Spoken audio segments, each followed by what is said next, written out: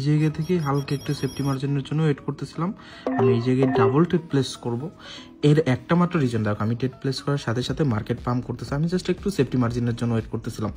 First of all market এই যে জোনটা দেখতেছো ডিরেক্টলি ব্রেকআউট হয়েছে, এই জায়গায় মার্কেট ডিরেক্টলি ব্রেকআউট হয়েছে। সো ডিরেক্টলি ব্রেকআউটের জন্য তোমরা যদি দেখো ব্রেকআউটের পরের ক্যান্ডেল আমি ভাবছিলাম যে রিটেস্ট করবে কিনা, কিন্তু এটা কোনোভাবেই নয়, কারণ একটা বুলিশ একটা ক্যান্ডেলস্টিক, দেখো ক্যান্ডেলস্টিক যে সাইকোলজিটা, ক্যান্ডেলস্টিক যে সেন্টিমেন্ট, এটা চার্ট প্যাটার্ন ক্রিয়েটের জন্য অনেক বেশি ইম্পর্টেন্ট।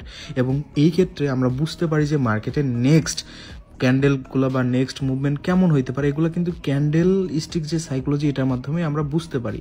সো এটা একটা মেইন কারণ। এবং এই জায়গায় ব্রেকআউট হয়েছে, যেহেতু রিটেস্ট হয় নাই, ব্রেকআউট তোমরা জানো 3 টাইপসের, এটা ডিরেক্ট ব্রেকআউট। সো এই জন্যই কিন্তু আমি এই জায়গায় একটা সেফটি মার্জিন ইউজ করে টেট প্লেস করছি। এবং তোমরা যদি দেখো প্রিভিয়াসলি মানে এই সমস্ত জায়গায় রিজেকশন ছিল, তো যার কারণে মার্কেট এরকম মানে ট্যাপ ক্রিয়েট করতে পারে, but end of the day market দেখা যায় যে একটা বুলিশ ক্যান্ডেল ক্রিয়েট করছে।